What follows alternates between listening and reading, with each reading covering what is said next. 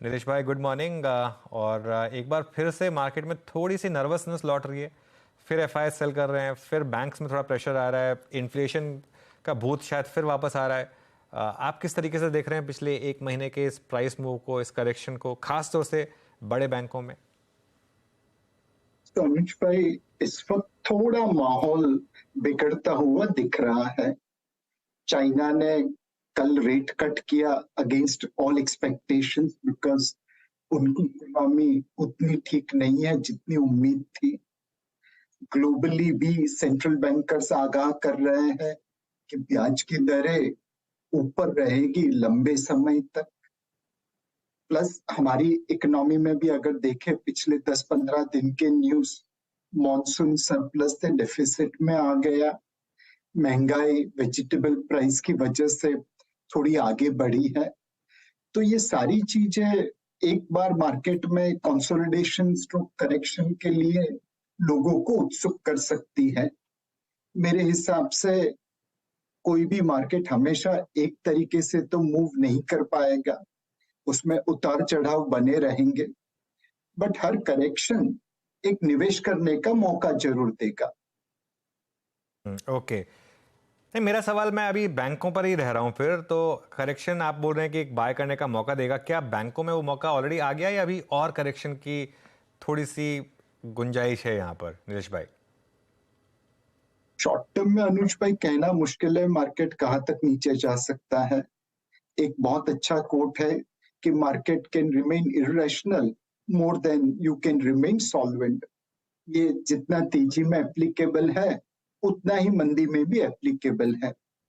But मेरे हिसाब से अगर हम लॉन्ग टर्म रुख से बैंकों को देखें तो बैंकिंग लिक्विडिटी काफी अच्छी है, उसका बेनिफिट उन्हें डिपॉजिट ग्रोथ में मिलता रहेगा।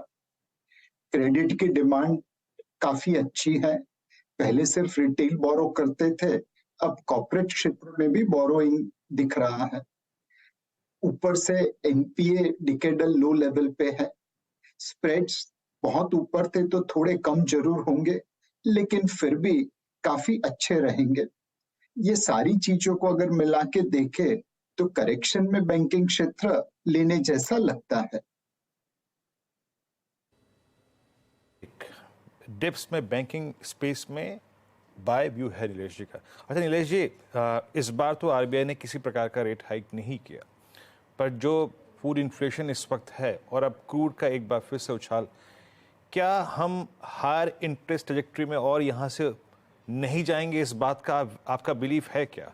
मेरा अल्टीमेटली प्रश्न एक सेक्टर पे केंद्रित है जिस पे आपने बेट किया था पोस्ट कोविड और जिसने पैसा बना के दिया और अभी भी ऑल टाइम हाई पे है, दैट रियल स्टेट एंसिलरी।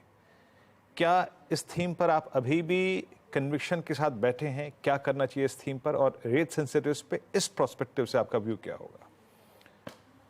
तो वीरेंद्र भाई, मेरे हिसाब से आरबीआई बहुत प्रोएक्टिव रहा है लिक्विडिटी निकालने में और ब्याज की दरें समय से थोड़ा पहले बढ़ाने में। इस वजह से आज उनकी स्थिति काफी कंफर्टेबल है। हालांकि लास्ट मंथ में इन्फ्लेशन 7% से ऊपर आया, अगले महीने में भी इन्फ्लेशन 6% से ऊपर रहने की उम्मीद है, बट ये एक सीजनल वेरिएशन है। बारिश बहुत ज्यादा हो गई, सप्लाई चेन डिसरप्ट हो गई और वेजिटेबल प्राइसेस बढ़ गए। ब्याज की दरें बढ़ा के आप वेजिटेबल के प्राइसेस तो कम नहीं कर पाएंगे। आरबीआई ने अपनी पूरे साल की इन्फ्लेशन टारगेट 5.4% रखी है, जो अभी भी उनकी जो टारगेट रेंज है 2 से 6% की, उसके अंदर है। तो मेरे हिसाब से आरबीआई डेटा को देखेगा। अगर इन्फ्लेशन नंबर्स आने वाले महीने के बाद वापस नीचे की तरफ आने लगेंगे तो शायद वो ब्याज के दरों में बढ़ोतरी नहीं करेंगे। मार्केट ने आरबीआई की जो इन्फ्लेशन की रेट बढ़ाई है 5.1% से 5.4%, उसको ऑलरेडी डिस्काउंट कर लिया था और इसी वजह से यील्ड के ऊपर कोई बहुत फर्क नहीं पड़ा है। मेरे हिसाब से इंटरेस्ट रेट्स एक रेंज बाउंड फैशन में रहेंगे, 7% शायद नीचे की तरफ for 10 year yield, 7.40 7.50 on the higher side, और उस वजह से उसकी रियल एस्टेट या रेट सेंसिटिव सेक्टर के ऊपर बहुत बड़ी इम्पैक्ट नहीं पड़ेगी। रेट सेंसिटिव सेक्टर्स रेट की जगह पे डिमांड, सप्लाई और मार्जिन के ऊपर ज्यादा फोकस रहेगा। हमें अभी भी लगता है बिल्डिंग मटेरियल्स, ये टाइप के जो क्षेत्र है रियल एस्टेट से जुड़े हुए, उसमें अभी भी तेजी बरकरार रहेगी। ओके, अभी भी इस स्पेस में तेज़ी रहेगी और मानते हैं नीलेश जी कि स्ट्रेंथ परसिस्ट करेगी। वाकई आई मीन पॉली कैप को देखिए, आप एस्टिल को देखिए, आप सेंचुरी प्लाई को देखिए, गजब पैसा बना है इस स्पेस में। अच्छा नीलेश जी, अप्रैल मई जून जुलाई की अवधि में एक स्पेस को हमने एक बहुत स्मार्ट रिकवरी में आते देखा और सडनली ये इंडेक्स, निफ्टी फार्मा इंडेक्स अपने ऑल टाइम हाई पे आ गया और इस बार के अर्निंग्स में विजिबल था कि वो कंपनियां जो कि अपना रेवेन्यू का एक सब्सटेंशियल पार्ट यूएस से लेके आती है वो बहुत अच्छा कर रही हैं। तो जो लोग इस बार इस रैली में निवेशित रहे, पैसा कमाया, उनके लिए क्या मैसेज है आपका? फार्मा को कैसे देख रहे हैं आप इस वक्त?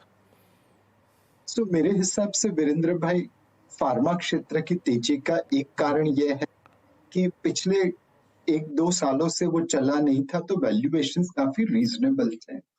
दूसरा, यूएस मार्केट में जो मार्जिन कम हो रहे थे, घट रहे थे, उसके ऊपर एक बॉटमिंग आउट प्रोसेस हो गई और हमने देखा कि कुछ कंपनी ने नए प्रोडक्ट लॉन्च ही नहीं किए डिस्पाइट अप्रूवल, बिकॉज उसमें मार्जिन ठीक ठाक नहीं था। तीसरा, यूएस में जेनेरिक मेडिसिन के स्टॉक्स बहुत कम हो गए थे, उस वजह से वहां के जो 3 या 4 बड़े डिस्ट्रीब्यूटर्स है जो पूरी मार्केट को कंट्रोल करते थे, उनके ऊपर प्रेशर आया कि आप मैन्युफैक्चरर्स को इतना नहीं निचोड़े कि वो धंधाई करना बंद कर दे, अल्टीमेटली हमें दवाई के स्टॉक्स भी चाहिए। तो ये सारी चीजों ने मिला के एक बॉटमिंग आउट प्रोसेस चालू कर दी थी फार्मा सेक्टर में, वहां से फार्मा सेक्टर्स चल पड़ा। एंड मुझे लगता है कि अभी भी इसमें थोड़ी तेजी बाकी है, वैल्यूएशंस रीजनेबल है, कुछ फार्मा क्षेत्र में एमएनए के डील्स होंगे। जनरली हमने देखा है कि जब स्ट्रेटेजिक बायर फार्मा कंपनी खरीदता है तो वो मार्केट प्राइस से प्रीमियम देके खरीदता है, उस वजह से भी एक री रेटिंग फार्मा सेक्टर में हो सकती है।